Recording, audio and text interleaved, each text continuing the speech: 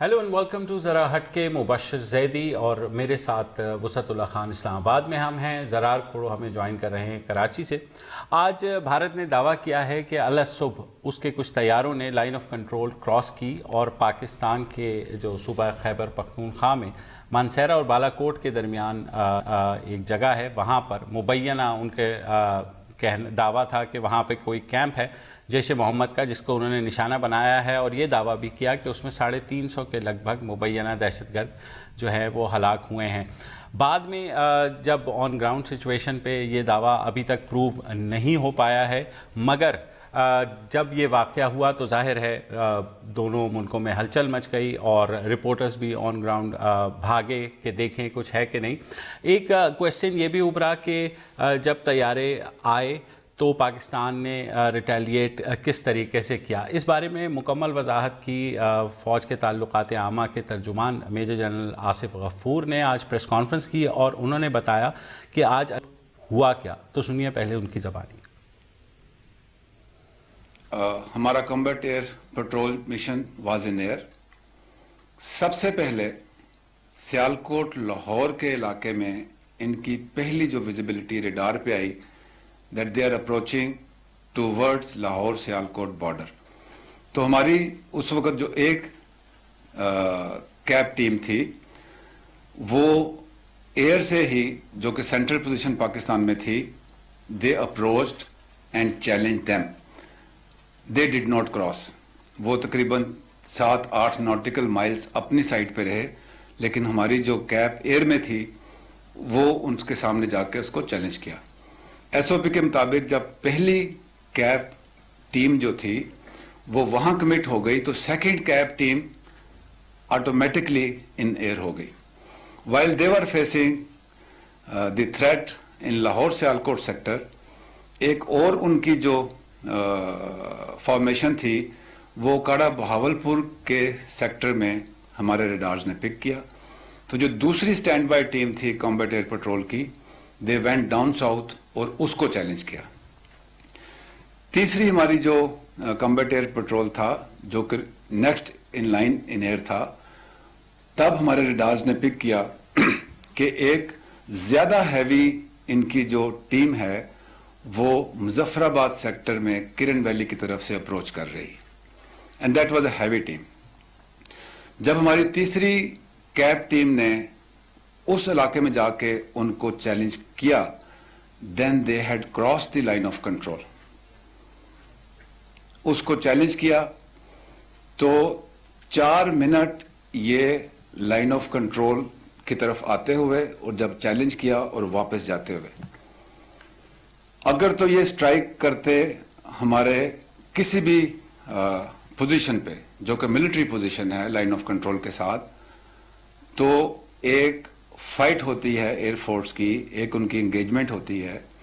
They did not do that, क्योंकि अगर ये किसी हमारे मोर्चे पे अटैक करते तो फौजी तो तैयार हैं, एयरफोर्स भी तैयार है, कैजुअलिटीज भी यूनिफॉर्म पर्सनल्स की होती। लेकिन इंडिया का तो ये मकसद ही नहीं है। इंडिया का मकसद तो ये है, मोदी गवर्नमेंट का, कि वो आज़ाद कश्मीर में वो तो सीज फायर वायलेशन भी करते हैं तो सिविलियन पॉपुलेशन पे डेलिब्रेट टारगेट करते हैं। अगर उनकी स्ट्राइक से कोई हमारी आर्मी की पोस्ट पे स्ट्राइक होती तो यूनिफॉर्म सोल्जर्स की शहादत होती और उनका मकसद पूरा ना होता। उनका मकसद किसी ऐसी जगह पे टारगेट करना था कि जहां पे सिविलियंस की कैजुअलिटीज हों, आइडेंटिटी उनकी सोल्जर ना हो और वो ये क्लेम कर सकें कि हमने एक टेररिस्ट कैंप पे हमला किया है, हमने जो उनका मकसद था वो टेक आउट किया, और उनकी जो वार मॉन्गरिंग थी और जो पॉलिटिकल जो है फायदे के लिए, इलेक्शन के लिए जो करना था वो उनके लिए फायदेमंद होता। जी, आपने सुना DGISPR को, और जाहिर है जब भारत ने यह दावा कर दिया तो हमारी सिविलियन और फौजी क़यादत मिलकर बैठी और टू कैलिब्रेट रिस्पॉन्स के वो जवाबी कार्रवाई क्या होगी। उसके बाद हमारे जो वज़ीर ख़ारजा हैं शाह महमूद कुरैशी, उन्होंने उसकी तफसीलात बताते हुए कहा कि पाकिस्तान इसका जवाब देगा مگر اپنی ٹائم اور چوزنگ پر. تو سنیے انہوں نے کیا کہا کہ آج کیا فیصلے ہوئے.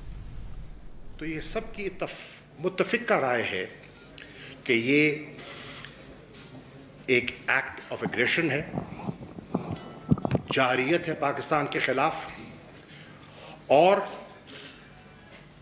پاکستان ریسپونڈ کرے گا.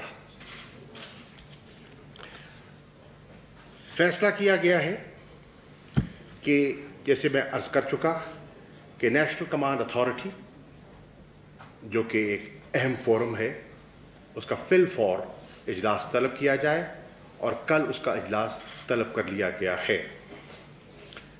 فیصلہ کیا گیا کہ کیونکہ ہم ایک جمہوریت ہیں اور جمہوریت میں پارلیمان کی اہمیت بے شک ہے اور اس کا احترام بھی لازم ہے، چنانچہ جوائنٹ سیشن آف پارلیمنٹ بلایا جائے گا.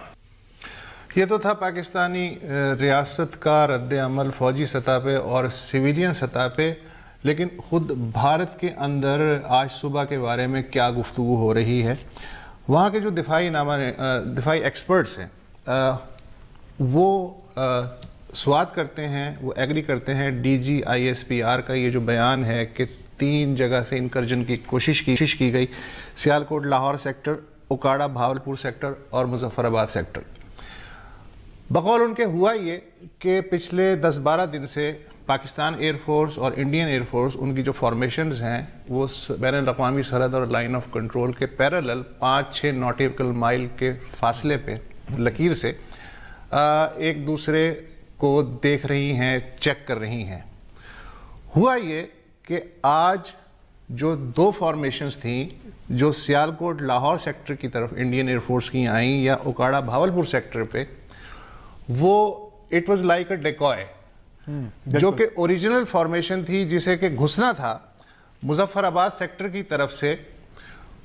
وہ جو اڑی بقول بھارتی ذرائع کے 12 میراج 2000 طیارے تھے جو کہ وسطی بھارت کے شہر گوالیار سے اڑے. ان کا یہ کہنا ہے کہ اگر سرحد کے ساتھ ساتھ جو ایئر بیسز ہیں وہاں سے ٹیک آف کرتے ہیں انڈین ایئر فورس کے طیارے تو وہ فوراً پاکستانی ریڈار پہ آ سکتے تھے، لہٰذا گوالیار سے اڑے. اور تاثر یہ دیا گیا کہ جیسے یہ پیرالل 5-6 ناٹیکل مائل پہ جو ایک 10-12 دن سے ہو رہا ہے، ایک دوسرے پہ نظر رکھے ہوئے ہیں، اچانک یہ ٹکڑی جو ہے وہ ٹوٹی اور مظفر آباد سیکٹر سے ہوتی ہوئی تقریباً 60 کلومیٹر اندر جو ہے کون سا ہے جابا وہاں پہنچی. اور انہوں نے انڈینز کا کہنا ہے کہ وہ 10 سے 15 منٹ وہاں رہے ہوں گے، پاکستان کہتا ہے کہ 4 سے 5 منٹ کی پوری کارروائی تھی، اور اس میں ظاہر ہے کہ ریئیکشن ٹائم بہت کم ہوتا ہے. اس کے علاوہ انہوں نے جو اطلاعات دی ہیں اخبار ہندو، انڈیا ٹوڈے یا بھارتی دفتر خارجہ یا وزارت دفاع، میں وہ انفارمیشن جمع کرتا رہا. انہوں نے یہ دعویٰ کیا ہے کہ یہ جو فارمیشن تھی اس کے پاس 1000 پاؤنڈ سے لے کے 500 پاؤنڈ تک کے جو لیزر گائیڈڈ اسرائیلی ساختہ جو ایمونیشن تھا اور وہ بم تھے وہ تھے.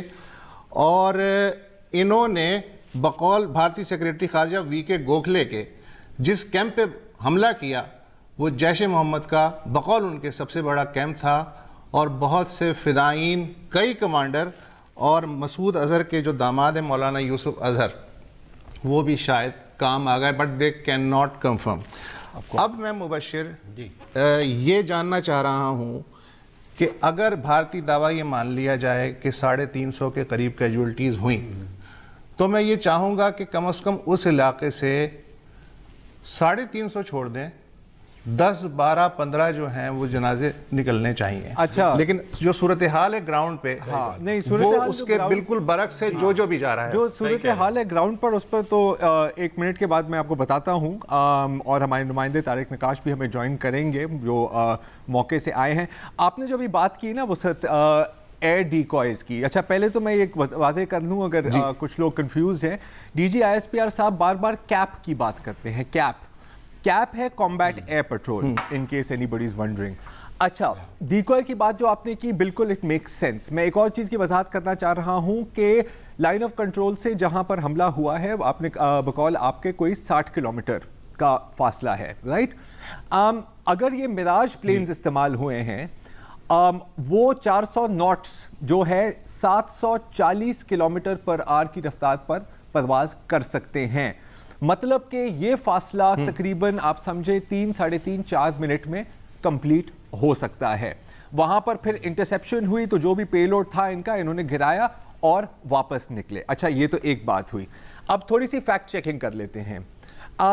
مبشر آپ جب ہی جو شو کا آپ نے آغاز کیا تھا تو آپ کو تو نہیں نظر آ رہا تھا, میں دیکھ رہا تھا آپ کے سائٹ پر کچھ فوٹیج چل رہی تھی. اگر وہ فوٹیج ہم اسکرین پر چلائیں جس میں ایک ایسا نظر آ رہا تھا کہ رات کے وقت کچھ فضائی جہاز اڑ رہے ہیں اور فلیئرز ڈراپ کر رہے ہیں.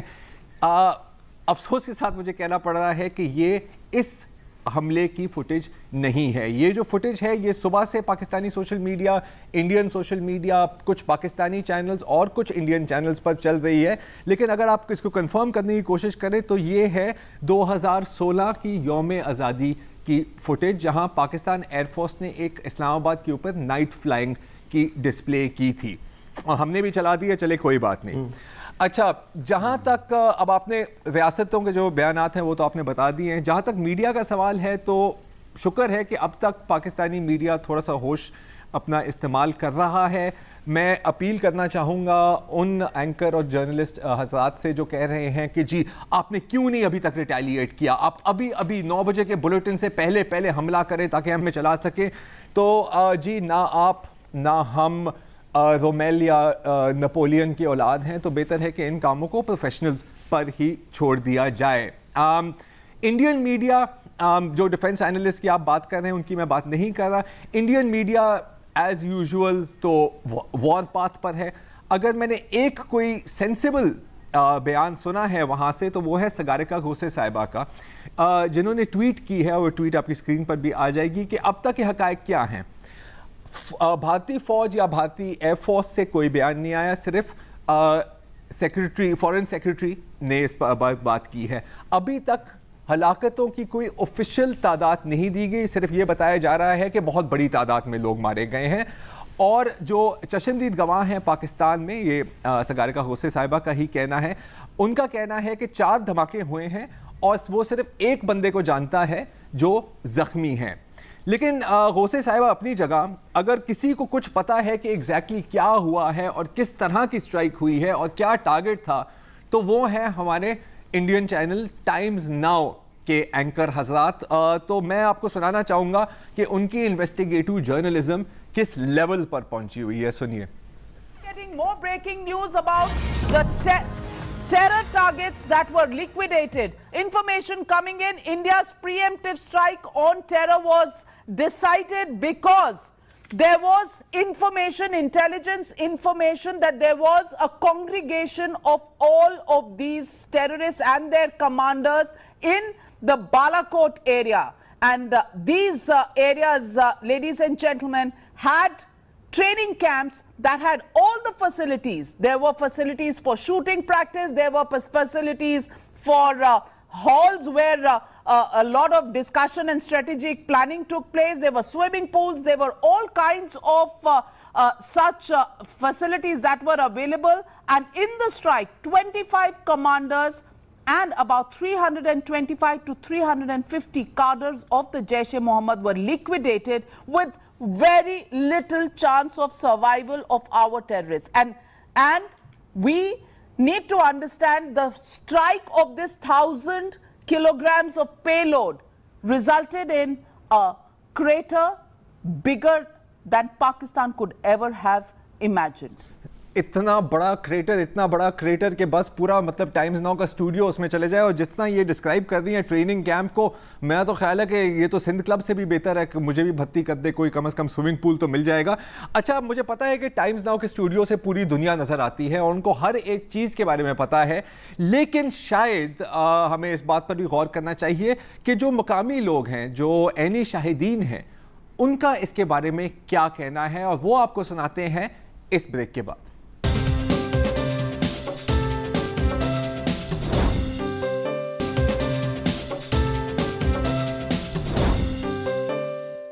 वेलकम बैक जी। अभी आप सुन रहे थे कि टाइम्स नाउ के मुताबिक किस किस्म के टारगेट पर हमला हुआ है। स्विमिंग पूल भी हैं, बड़ी फैसिलिटीज़ हैं, यकीनन सिनेमा भी होंगे 2-3 मल्टीप्लेक्स किस्म के। अब हम ज़रा देखते हैं कि ग्राउंड पर असल में सिचुएशन क्या है। हमारी डॉन न्यूज़ की टीम गई उसी मौके पर और कुछ विजुअल्स भी कलेक्ट किए हैं, और जो एक वहाँ के जो मकामी रिहायशी हैं जो ज़ख्मी हुए हैं उनकी भी फुटेज है हमारे पास। तो पहले तो आप ये देखिए। ये दुरान शाह साहब है जिनको थोड़ा जख्म आए, सर में थोड़ा जख्म इनके है। ये देखें, बुरी हालत हो गई है मकान की, सारा मकान अपनी जगह से हिल गया है। अंदर इनकी औरतें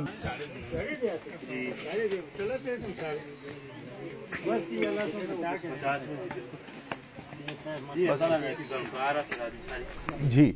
अब इसमें ना तो मुझे कोई स्विमिंग पूल नज़र आ रहे हैं, ना तो मुझे कोई क्रेटर नज़र आ रहा है, लेकिन आप मेरी बात पर ना जाएं, मैं भी इधर ही बैठा हुआ हूँ स्टूडियो में और आखिरकार मैं भी पाकिस्तानी एंकर ही हूँ। अब कुछ सुनते हैं कि वहाँ के रिहायशियों ने क्या देखा और क्या सुना। हमारे इलाके में पी के 30 में इलेक्शन हो रहा है, आवाम के दिलों में कोई खौफ और ख़तरा नहीं है। हज़ारों और लाखों की तादाद में तहसील बालाकोट की तरफ लोग रवां दुआएं। भारत ने बड़ी बुज़दिलाना हरकत की है, 5 गोले फेंके और जाते जाते पहाड़ों पे फेंक गए, इससे कोई जानी माली नुकसान नहीं हुआ। 5 धमाके एट अ टाइम हुए, फिर उसके बाद जहाज़ की हमें आवाज़ आई, 5-10 मिनट बाद उसका साउंड बंद हो गया। फिर उसके बाद हमारे अपने पाकिस्तानी कोई आवाज़ आ रही थी, फिर हम सुबह गए जगह में बहुत बड़ा गड़ा पड़ा हुआ था, दराज भी थे और वो 4-5 मकान भी डैमेज हुए, तो एक बंदा भी है जो ज़ख्मी भी हुआ। तो इनकी बातें अगर सुने और अगर हम इनकी बातों पर यकीन करें और कुछ और फुटेज भी आपने देखी होगी, तो ये जो अगर इसको हम सर्जिकल स्ट्राइक कह सके तो लगता है कि ये बिलियन ट्री सुनामी पर सर्जिकल स्ट्राइक हुई है, क्योंकि जो फुटेज मैंने देखी है उसमें कम से कम कोई 20-30 दरख्त तो तबाह हुए हैं और यकीनन इसका जवाब हमें देना होगा। लेकिन अगेन आप एनी शाहिदीन की बात भी ना माने।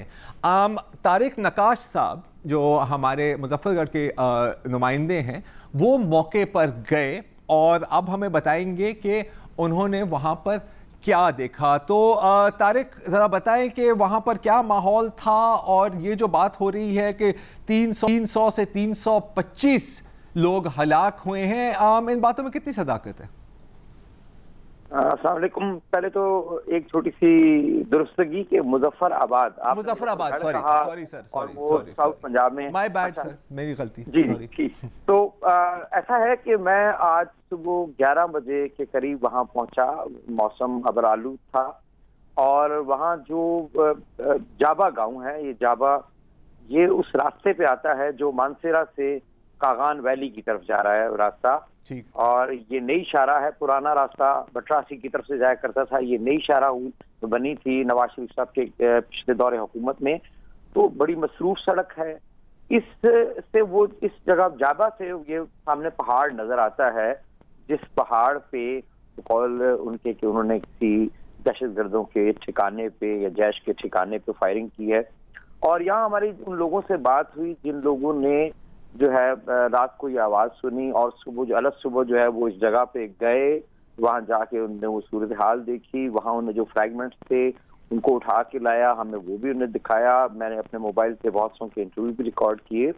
उनका भी यही कहना था कि वहां जो 4 उन्हें घड़े देखे, क्रैटर्स वहां पड़े थे। एक जो है वो उन्होंने कहा कि एक जो है वो 10 फुट गहरा था, सबसे बड़ा जो है वो 10 फुट गहरा था, बाकी छोटे से 2 एक जगह पे थे, 2 एक जगह पे थे, और एक जो है जो सबसे बड़ा था वो एक घर के सामने की तरफ था, और उसके बिल्कुल सामने बीच में एक नदी सी है, इसे कंगड़ कट्ठा बोलते हैं। कट्ठा पहाड़ी जबान में नाले को वाटर चैनल को बोलते हैं, तो कंगड़ कट्ठा इस जगह का नाम है, बिल्कुल प्रिसाइसली जहां ये जो है वो गिराए हैं, उन्हें जेटिजन किए हैं अपना पेलोड। तो एक जो घर है जिसमें आपने अभी जख्मी होने वाले बंदे की बात भी की है, उसको जो है कोई पत्थर का टुकड़ा था, कोई फ्रैगमेंट था, उसे लगा, उसके माथे पे चोट आई है।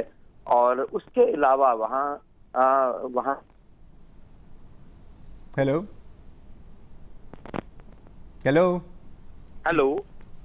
اچھا طارق صاحب کے لائن ڈراپ ہو گئی, ہم انہیں کال بیک کریں اور اتنے میں ایک چھوٹا سا وقفہ لیتے ہیں.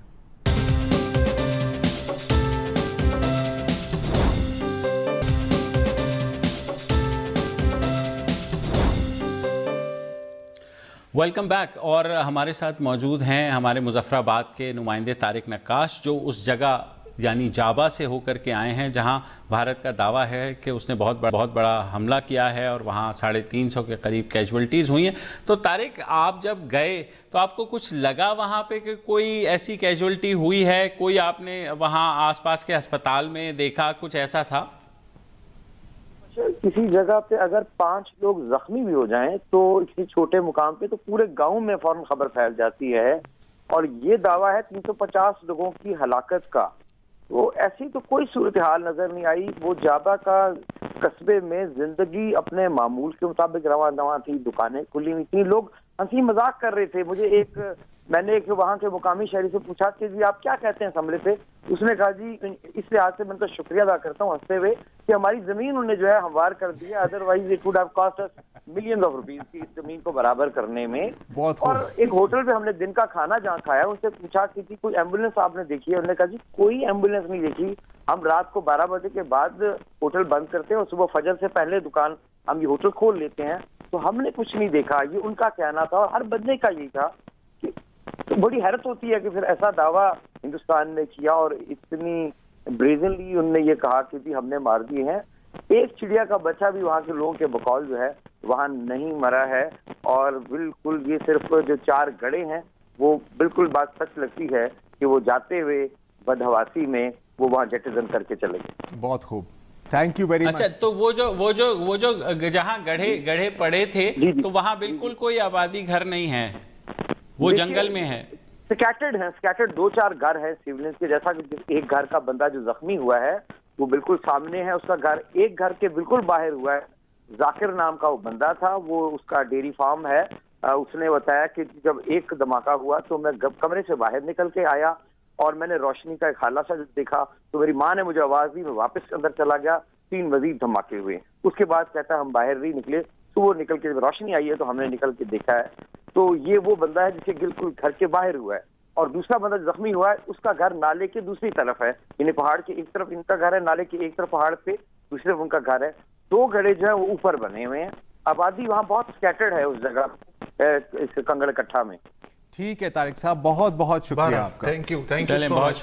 اب تھوڑا سا باہر نکلیں انڈیا, پاکستان اور جابا سے. بین الاقوامی طور پہ آج کے دن کو کیسے دیکھا جا رہا ہے؟ پہلی خبر تو میں یہ بتا دوں کہ آج پاکستانی پارلیمنٹ میں نیچرلی بڑا جذباتی ماحول دیکھنے میں آیا, اور خواجہ آصف نے اور جو سابق اسپیکر ہیں انہوں نے تجویز پیش کی کہ چونکہ اسلامی کانفرنس کی تنظیم نے بھارتی وزیر خارجہ سشما سوراج کو ایز اے گیسٹ اسپیکر دعوت دی ہے اپنے سے خطاب کرنے کی, لہٰذا OIC جو ہے اس کا بائیکاٹ کیا جائے. یہ جو خبر ہے سشما سوراج کے گیسٹ اسپیکر ہونے کی, یہ کوئی 3 دن پرانی ہے, جو انڈین اخبار دی ہندو میں سب سے پہلے شائع ہوئی تھی. لیکن آج کی جو تازہ خبر ہے وہ یہ ہے کہ اسلامی کانفرنس کے جو سیکریٹری جنرل ہیں ان کی جانب سے ایک پریس ریلیز جاری ہوا ہے جس میں بھارتی حملے کی مذمت کی گئی ہے, فریقین سے تحمل کی اپیل کی گئی ہے, اور کشیدگی کے گراف کو کم کرنے کی درخواست کی گئی ہے.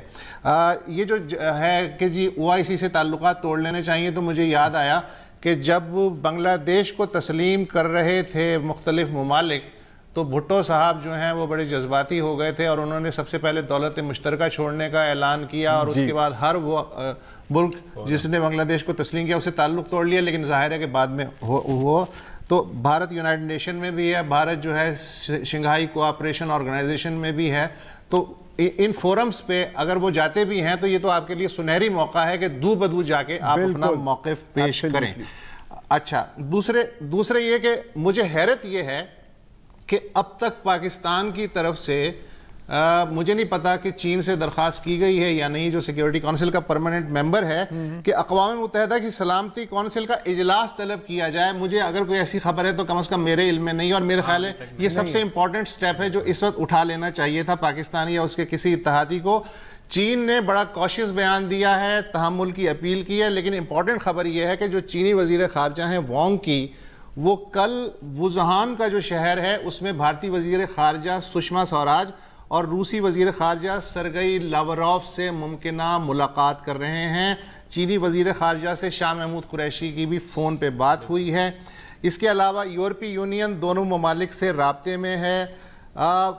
مائک پومپیو سے جو امریکی سیکریٹری آف اسٹیٹ ہیں شاہ محمود قریشی کی ٹیلی فونک بات چیت ہوئی ہے, لیکن ابھی تک امریکہ نے باضابطہ طور پہ سرکاری رد عمل نہیں دیا ہے. ترکی کے وزیر خارجہ سے بھی شاہ محمود کی بات ہوئی ہے, لیکن ترکی کا جو سرکاری رد عمل ہے فارمل, اس کا انتظار ہے. اور سب سے امپورٹنٹ بات کہ سعودی عرب کے سرکاری رد عمل کا انتظار ہے. متحدہ عرب امارات جو قریبی دوست ہے پاکستان کا, اس کا رد عمل کا جو ہے وہ انتظار ہے. تو یہ جو صورتحال ہے اس وقت بین الاقوامی سطح پہ ہے. میرا خیال ہے کہ دبا بیک ڈور ڈپلومیسی اس وقت عروج پہ ہے. ایک وقفہ لے لیتے ہیں اور اس کے بعد یہ گفتگو جاری رکھتے ہیں.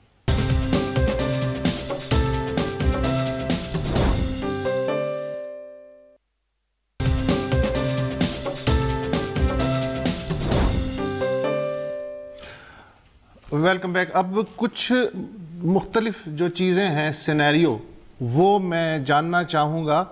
دیکھیے آج جو واقعہ ہوا بلا شبہ بہت ہی سنگین واقعہ ہے, لیکن میں آپ کو یاد دلا دوں کہ ایبٹ آباد میں جو امریکی اٹیک تھا وہ بہت ہی ایک سنگین واقعہ تھا, لیکن پاکستان نے اس پہ اس طرح سے ریئیکٹ نہیں کیا. ایران کے بارے میں بھی ماضی میں سنتے آئے ہیں 4-5 سال کے اندر کہ ایرانیوں نے بھی 2-3 دفعہ سرحد پار گولہ باری کی, لیکن وہ معاملہ سلٹ گیا. افغانستان کے ساتھ بھی کئی جھڑپیں ہوئیں, لیکن افغانستان پاکستان نے اس نہج تک اپنی چیزوں کو نہیں چھپایا. بھارت اور پاکستان کا مسئلہ کیا ہے؟ بھارت اور پاکستان تقسیم سے لے کے آج تک کوئی کسی کا جو ایجنڈا ہے اسٹریٹجک ایجنڈا وہ اس سے سیٹسفائی نہیں ہے. 71 کا واقعہ, کرگل, کشمیر اور بہت سی ایسی چیزیں, انہوں نے دشمنی کو پختہ تر کرنا شروع کر دیا. لہٰذا اگر ایک ملک دوسرے کے لیے تنکا بھی توڑتا ہے تو اس کا ڈبل ٹرپل ریئیکشن جو ہے عوامی سطح تک بھی ہوتا ہے. بالکل. اب اس سے مثال لے لیں کہ 98 میں بھارت نے 13 مئی کو 5 ایٹمی دھماکے کیے. پاکستان اور بھارت کے جو تعلقات کی نوعیت تھی اس میں یہ ممکن نہیں تھا کہ پاکستان رک جاتا, لہٰذا پاکستان نے کہا تم نے 5 کیے ہیں, ہم 6 ایٹمی دھماکے کر کے دکھائیں گے, اور پاکستان نے کر کے دکھائے. دونوں ملکوں کی جو قیادت ہے وہ اس لیول پہ چیزوں کو لے گئی ہے کہ اب وہ دشمنی میں ایک دوسرے کی ہاسٹیج ہے. مودی اچھی طرح جانتے ہیں کہ یہ ایٹمی خطہ ہے, آتش فشاں ہے, تو اس نے یہ ایڈونچر کیوں کیا؟ اس نے یہ ایڈونچر یہ کیا, اب یہ بات irrelevant ہے کہ ایک آدمی زخمی ہوا, 350 مرے, کتنے طیارے آئے, 4 آئے, 3 آئے, 5 بم گرے, کتنے بم گرے, this is irrelevant. مودی کو ایک سمبولک چیز چاہیے تھی بیچنے کے لیے اپنے ووٹر کو کہ دیکھو میں یہ کر سکتا ہوں. اب اگر پاکستان کی طرف سے رد عمل ہوتا ہے اور پھر اس کا کاؤنٹر رد عمل ہوتا ہے تو پھر الیکشن سمیت, الیکشن تو کوئی چیز ہی نہیں ہے, اس کی تو کوئی اوقات ہی نہیں ہے, ہر چیز اس خطے میں پیچھے رہ جائے گی. بالکل.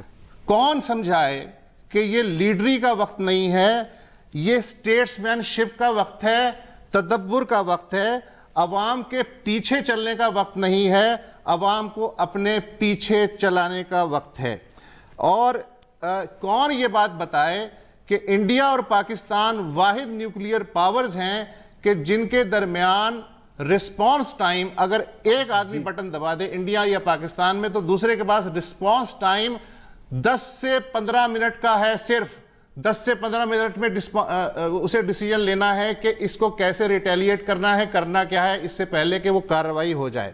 تو میرے خیال میں آج واقعات جس نہج پہ پہنچا دیے گئے ہیں مودی صاحب کی وجہ سے, پاکستان کو اگر کوئی روک سکتا ہے میرے خیال میں, اور یہ جو پریشر بلڈ اپ ہو رہا ہے قومی کہ کچھ کرنا چاہیے, تو اگر شاید کسی کی بات جو ہے وہ سمجھ میں آئے تو وہ صرف 2 طاقتیں ہیں, چین اور سعودی عرب.